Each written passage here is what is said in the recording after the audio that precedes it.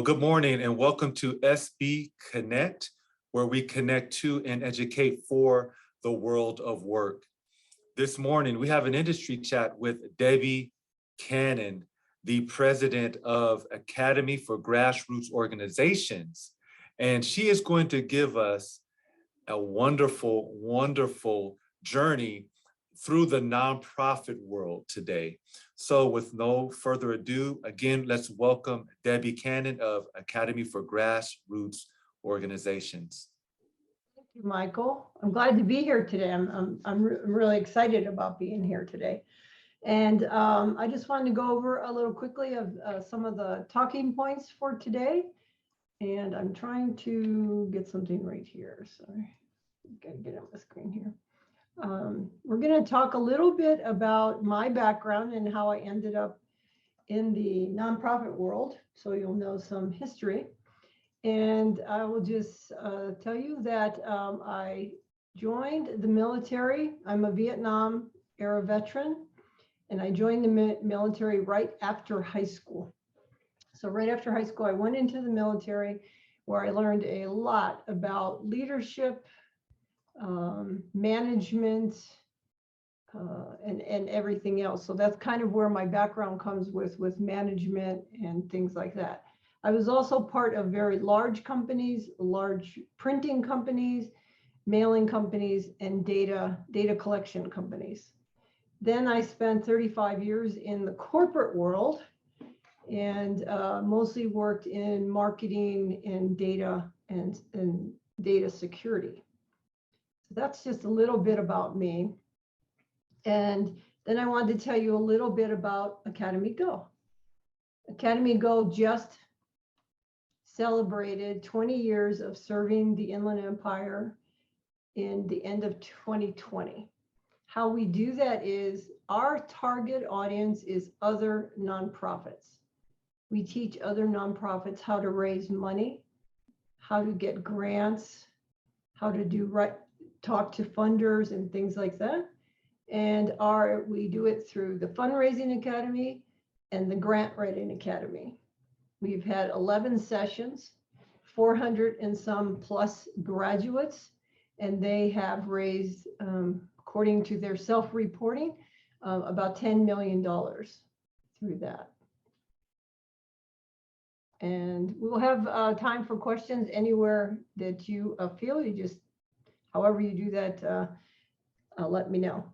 I joined the AcademyGO board in 2004 as a board chair. I owned my own printing business at the time. And then from there have been with the organization since then. And now I'm the current president and CEO following a 20-year founder. So I'm very excited about that and very excited how to share what it's all about. Before we begin too much more, I want to explain or get clear a little bit, because I get a lot of questions of how are nonprofits different than businesses? So I'd like to share that a little bit with you. First thing to remember is a nonprofit is a business. We still have to do all the same licensing. We still have to register with the IRS. We have to register with every state that we do business in. So nonprofits are businesses. The major difference between a nonprofit and a business is that the nonprofits, the money that they get goes right back out into the community, to the nonprofits that we support and people that receive grants. The difference between that and a business is businesses, the way they are structured, they do pay taxes, but the profits go to the shareholders that run the business or own the business. So a little subtle difference. The nonprofits still have to do all of the legal stuff that a regular business does. And sometimes, for instance, there are businesses that have a nonprofit arm. Like Bank of America has a foundation, and a foundation is a grant process. So we go to Bank of America, we ask for funding for some of our programs, and then what they want in return is they want logos or recognition or pictures of their people working on site and stuff like that. So the bottom line is nonprofit is a tax status. It's not a business plan. A lot of folks say, oh, nonprofits, they're not real businesses, but we are, and we're really happy to be that. For us, leadership and governance are the key to success. We have to have strong leaders in our board of directors. We have to follow governance of the state of California, and that's the key, to build up leadership and bring people into the circle, train them, get them ready to go out and talk about what we do. Businesses generally don't have to go out and talk about what they do, particularly if they are larger and well-known, like the Walmarts, Amazons, things like that. Nonprofits sometimes have to just go out and share what we do to make it more visible to the people that we're speaking with in the community. So we join Chambers of Commerce. We belong to Chambers of Commerce and all of that good stuff.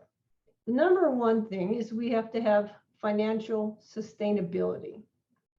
We have to make sure that we are raising enough money to serve our clients. And every year, and as you can imagine, or you've probably heard or been involved, the last 2 years have been extremely difficult through COVID. One of the ways that we also help sustain our organization is through volunteers. Our volunteers are key to getting our messaging out, to helping at the food drives, to helping at the school supply distribution, any kind of maybe phone calling, things like that. So are there any questions at this time? No, we'll just move on. Okay. All right, we talked about that. Okay, we talked about, and I just wanted to share with you that some things, like there are things that a lot of people do not realize are nonprofits. For example, trade schools where you're gonna, go to a workforce development program that are either through the Goodwill has a massive workforce development program. The school districts have programs, universities have programs. Those are mostly run in a nonprofit arm of those organizations. So the education and the nonprofit and the raising the money to create these things are all opportunities for potential jobs in the future. And particularly if you like a particular business or sector that has a foundation or training programs. One of the ones we've been dealing with lately is cybersecurity. And cybersecurity companies, we were working with several that are nonprofits, and they're out teaching small businesses and individuals and nonprofits how to make sure that when your worker is at home on your website doing their work at home, that they are secure. And also the communications on cell phones and everything else. Why this is important to us is that because it would have, these files contain donor data. And if donors found out that their data was getting out, that wouldn't be so good. So we're really working on with cybersecurity companies to kind of work on that, let people know how to run the testing to see. The other example I'll share with you is Ronald McDonald House. Ronald McDonald House, you probably all know, is a place for children with cancer. And Ronald McDonald House is a nonprofit nationwide. And they have their closest one here is in Loma Linda. The reason I bring that up is a lot of people that work at Ronald McDonald are doctors, nurses, healthcare professional, mental health professionals. So you could still, a lot of people think, oh, I don't want to work for a nonprofit because they don't pay very much. Well, that is not the case. The Ronald McDonald House and all of those are nonprofits. They have very highly skilled researchers, physicians, and everything else. Same thing with the hospitals. Hospitals have special pieces of the hospital that are nonprofits. It's also quiet. I want to talk a little bit about other nonprofits that you may not know. Most time folks will say, oh, I didn't know that was a nonprofit.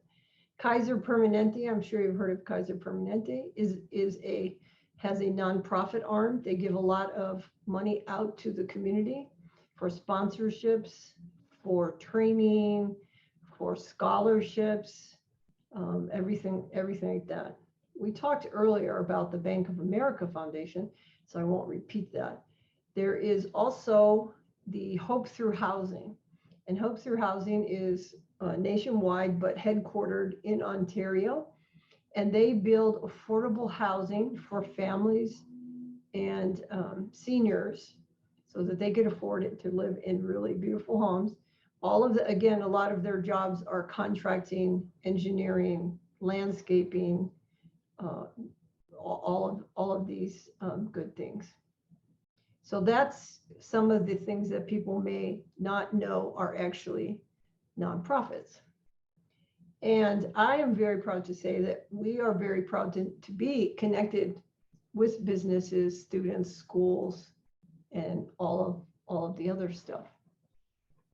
So how we try to collaborate is we try to work with all the schools, all the other nonprofits. So if there's an opportunity out there to spread knowledge or to create a workshop that would be good for workforce development, we actually do that too, because we have a large network of about 5,000 folks on our email blast. And then we also have a site called ienonprofits.com. And that's where people can do job postings. They can look at upcoming jobs. They can look for data about the region. I'm sure you've heard of the Census Bureau and the census.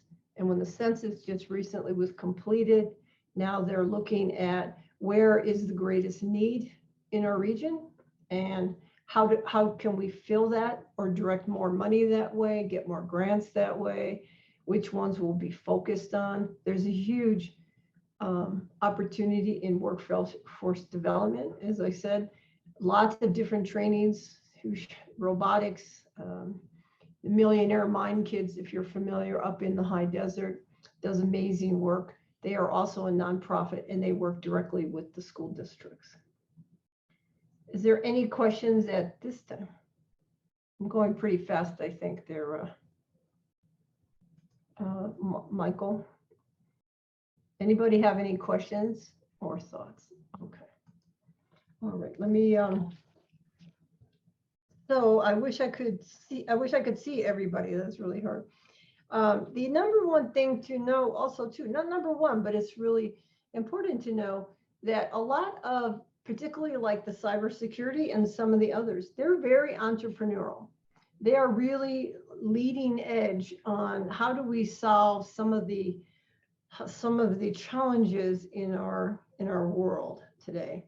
So it may be whether it is going toward thinking about a job in climate control, whether it's in housing, if it's building schools. It's all usually backed by some kind of a nonprofit who then has an idea how to do it. Up in the high desert, it's just been awarded a plan up in downtown Victorville for the build of tiny homes for young children, younger adults, and children who are homeless. So that's an example of, instead of just putting people in a shelter, they're looking for ways, and on that property, there will be community gardens, there'll be workshop development, there'll be all kinds of stuff to improve the life of the folks that live there. And then one of the models of tiny homes also is that then the folks there become, they work together in a sense of community to build things, to do the gardens and things like that. So they can't come and go. They can come and go, but most of them stay there for a while. And what else? And then what happens differently in the community sectors? There's so many sectors that make our communities successful. It's obviously education, it's jobs, it's the community partners, it's the nonprofits. So we all have to work together in the different communities to raise money, to raise awareness, to make sure that we know there's people in the high desert right now who don't have transportation to jobs. So the local governments work with the cities or the counties to try to bring that in. And if you're in the high desert, or I don't know what areas you're all in, but in the high desert, they have the new Amazon warehouse, which will be coming to the area. It's built now and open, and then that will bring more jobs. It'll bring less commuting on the freeways, which will help in our environmental concerns and things like that. So we're involved in all of that, and it all connects together. We believe that if we build strong communities, if we build strong nonprofits, we'll build strong communities. But we all have to work together to get that done, all sectors. And you'd be surprised how many different people come into the meetings and have these amazing ideas, like they're really good at one piece, and then the other person's good at another piece, and things like that. Anyway, excuse me one second.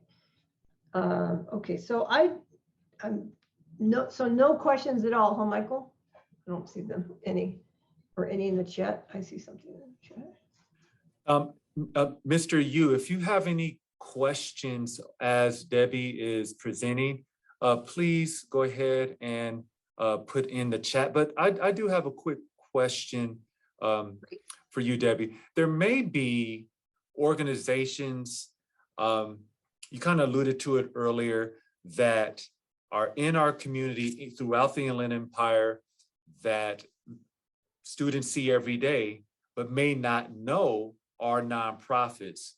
Can you kind of unravel that and kind of speak to that a little bit more to kind of give students a clearer connection in how important the nonprofit presence is in any given community, especially the Inland Empire?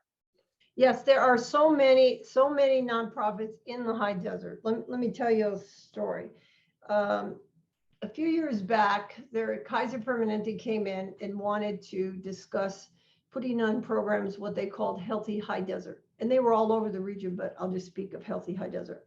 So we met for 2 years, once a month, we being nonprofits, businesses, teachers, local elected officials.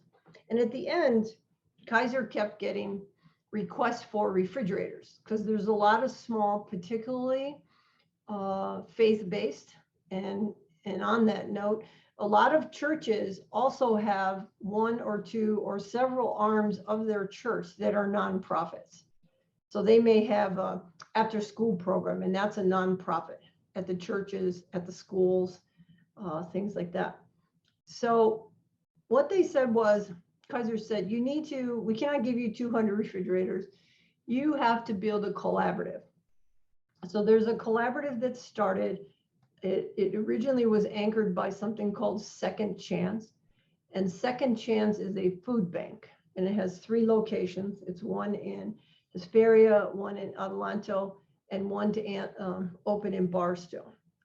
So fast forward now, Second Chance has a hub called the High Desert Food Collaborative. And if you're anywhere on Facebook or anything, you'll see they give out food every Friday. They may give out, like now be giving out toys and things like that. And they do it pretty quietly, but now they have 91 nonprofits that belong to that collaborative. And they serve about 12, I think what I heard is about 1,500 a week, giving out food, clothing, shelter. There are so many of those in the high desert. And a lot of thrift stores, the thrift stores in downtown Victorville are all nonprofits. So they make available clothing, household items. They run the warming shelter, like we have right now. The warming shelter is up and running. So they make sure folks can come in to the shelter and be warm, have clothes, food. I'm trying to think of almost every car dealership up here has a nonprofit arm to it, meaning that they give sponsorships. And the difference between a sponsorship And a grant is the sponsorship is just for a particular event. Like they might sponsor, Christmas toy drive or something like that. Or the Don Feresi Foundation does, I think it's 150 kids each get $250 over the Christmas time. And they take care of all of that kind of stuff. So there's a lot of charitable giving going on that folks don't know, but almost a lot of the stores, the other one that most people might be surprised is almost all libraries are nonprofits because they're improving the community. Colleges have, up here have nonprofits there also. There are, like I'm blinking on, so there's a lot of them. Churches are the biggest up here, churches or some faith-based. All of the, a lot are very, very small organizations. There's very large organizations like Family Assistance Program. They're the ones building the tiny homes, but they also are a shelter for women. And they're also they have a teen drop-in center in downtown Victorville where kids can come after hours and things like that, play basketball, play games. They have computers there. If you need a computer lab, you don't have a computer at home. There's so many of them, I can't remember them all. They're obviously the AcademyGO, and we do that too. And we will see most of the folks that come to our meetings when we have meetings live or on Zoom are also nonprofits. We've had recently a lot of people thinking about starting up a nonprofit. So that's a good, if you're thinking of working in the nonprofit world, I would do some research on what that takes to start up a nonprofit. But what we try to do, AcademyGO tries to do, is we try to get all the sectors to work together. So like somebody's not having a food drive on the same day that someone else is having a food drive a mile away. So we kind of help that. A lot of our food and stuff comes from community action partners and the food banks and things like that. Did that answer your question, Michael? Yes, it did. And we have one more question before you move on to the next part of your presentation. Cajon has a huge cybersecurity pathway. And there was a question on, do you do any work with any of your partners from this particular industry sector? And how could that be connected in to Cajon High School or local schools in general? I could definitely put you in touch with this organization. It's folks that they're young, they're very connected. They were part of the, remember what they called the .com era. They're from Silicon Valley. They did presentations with us, and they are actually looking for this, like some connections, and that's where we're trying to connect them to organizations and nonprofits up here. So I could definitely give you that information and contact. We're going to be doing a series starting in I think it's January or February, 3-part series about different levels of cybersecurity, particularly around your computers and your workers at home and things like that. So they would have all that information. I'd be glad to share it with you. Wonderful. So we can transition into the video. After the video, if there are any other questions from our class, we'll just post it. But yeah, we're ready for your video. Okay, here we go. I want to explain a little bit about this first, that there is always a connection between nonprofits, organizations, and people serving good. And we work with some of the most amazing people in the thing. And recently, the Association of Fundraising Professionals honored a young woman named Lily Bumpus. And you'll see, I want to show you her video and then tell you a little bit more about her. You know, every once in a while you come across somebody that is an absolute star and their heart is bigger than they are. And truly, that is Lily. I was actually born with cancer. The first year of my life, I lived in the hospital. And And after that, I lived in a Ronald McDonald house for such a long time. He knows exactly what it means to go through what these children are going through here at the hospital. And I think it's 8 years cancer free. Lily wanted to give back. Lily wanted to do something to show all of her appreciation and to also provide hope for other children that are battling cancer. The last week of Girl Scout cookie season, and I told my mom I want to do that. These Girl Scouts are a special group that are specifically comprised of cancer survivors. And I had to sell 5,000 boxes in 1 week. I sold 32,484 boxes in 57 days. Our goal was to help feed homeless people and help.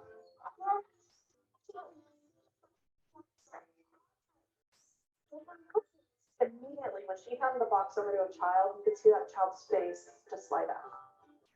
It was somebody else. She's 9 years old. She was somebody their size. It was somebody that they could relate to. When I was having cancer, I was like, I don't know if I'm gonna can do this. But you know, I did it, and here I am today, helping other kids go through it and make them happy, and they can do it because they can't do it. It just takes time. You know, it's very hard to identify one quality that Lily possesses, but I can say that it's strength. It's incredible strength to go through something that she has gone through. It's so important. You know, the world always has its holes, but it's just part of life.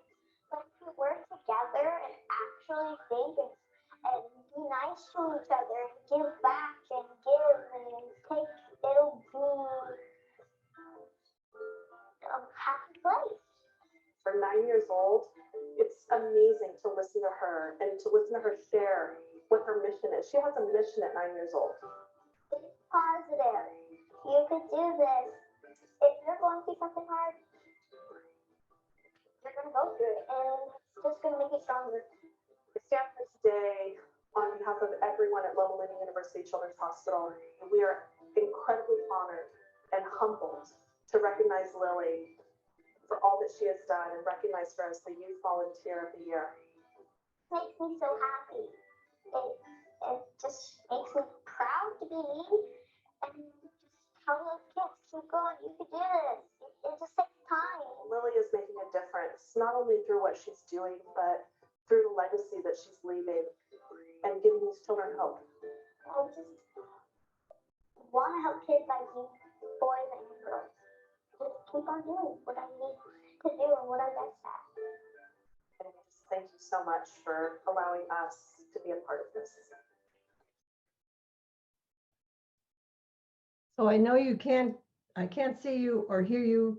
The reason I showed you this video was, first of all, Lily is an amazing little 9-year-old. I was there when she got the honor, but it also shows that no matter what we're all going through, there's room to work together. The business sector, the volunteer sector. What Lily forgot to mention to you is that she's part of a Girl Scout troop, the Girl Scouts of San Gorgonio, which obviously are a nonprofit, and she and her troop has raised $1 million this year already. So communities working together, the businesses, the folks that are on this call. I mean, you are the future, and we support you, and we're so happy to be a part of this community. And I'm really happy that I was able to speak with you today. So, Michael, any more questions for me? What do you think of Lily? Well, I'm so glad you shared that. And I think I think the audience would like an understanding about leadership in the nonprofit sector. Yep. Kind of give them an idea. Maybe some students don't understand that there's entrepreneurs in the nonprofit world, and what they just saw in this example essentially was an entrepreneur. Can you speak to that somewhat? Yes, and that is so amazing. And what it is it's no different than a business. Remember, it's a business. So the problems that nonprofits solve pretty much are social problems. whether it's lack of housing, lack of food, lack of transportation, but also now becoming more and more the education part, like the cybersecurity. So not nonprofits work with other nonprofits that are not, fully aware. Here's reality in the nonprofit world. A lot of people, something happened in their life and they started it with a passion, whether it's food or, transportation or whatever. But that's gone way beyond also now. So it's solving the social problems, like making sure everyone has food, everyone has transportation, everyone has the same access to the knowledge at their schools that everyone else has. We saw a lot of that, I'm sure, preaching to the choir here, during the COVID, when there were certain areas that did not have access to broadband or, technology to get the kids to work at home. So it's people sitting down and saying, okay, what can we do to solve this problem? What can we do? What technology do we have that we've always used not always, a lot of it's very new, that we've used in the corporate world that we could transfer into the nonprofit world? Again, nonprofits are also businesses. And a lot of the folks in college, the new young entrepreneurs that are coming out of college, just see the world differently, right? So they're waking up people and saying, no, this is not what we do. For instance, a couple of years ago, I can't remember how many years now, it was discovered that a lot of doctors were leaving the Inland Empire. After they graduated, they were leaving. So then a husband and wife got together and endowed money to put enough money into the education program and would pay all of their scholarships just if they stayed in the region after they graduated, and for so many years. So it's basically, to me, entrepreneurship is about looking at the problem, seeing what resources we have, and letting everyone be in the conversation. I think the most important thing is that we involve the people that we're talking about in the conversation. The young ones, whether they're in 5th grade or 12th grade, have brilliant ideas if you would just sit down, and if we'd sit down with them and include them in the conversation. Lily, she just heard about this program. There's another young lady up in the high desert, for instance, her parents and grandmother are teachers at the Apple Valley School District. And one day they were talking to her about homeless folks don't have socks. So she has a nonprofit here called Mia's Boxes of Hope. She's another very young lady. She said, no, I'm not having that. What can I do? So she started collecting socks. She calls her campaign Socktober because she always collects in October. And she's gotten up to 30,000 pairs of socks for homeless people. So it's thinking creatively. To me, it's like listening to the young ones of what are their ideas, how do they see the world, and working together, bringing them to the table. Don't be afraid to put an 8-year-old in the room with you to say, how do I solve this problem? And part of that is the folks that are in leadership need to move that way also. I mean, some are. I mean, it's just amazing what's going on sometimes. So I've been around long enough. It all is like, what? That's crazy. It's so good. But we need leadership and entrepreneur spirits, is what I call them, the entrepreneurial spirits, to say, no, we can't solve this in 10 years. Let's get together. Let's sit at the table. Let's all of us sit at the table and connect and say, what part can you do? Can you do? Can you do? You do, and get it done. Because we don't want to keep seeing it get more and more difficult. It's got to change somehow. I hope that answered at least a piece of your question. Absolutely. And we're so glad that you shared examples of problem solvers and earth shakers from all over the Inland Empire. Even the little 7, 8, 9-year-old girl right here who shared her heart and paid it forward. And so again, this has been amazing. We hope that the educators on this chat and the students on this chat have enjoyed Debbie Cannon from Academy of Grassroots Organizations, again, right here in the Inland Empire, and her presentation today. So this will conclude our presentation. We want you to join us in promoting the School to Career Pipeline by registering for future industry chats at sbcalliance.org, where you can, again, help us connect to and educate for the world of work. Again, thank you so much and have a wonderful day.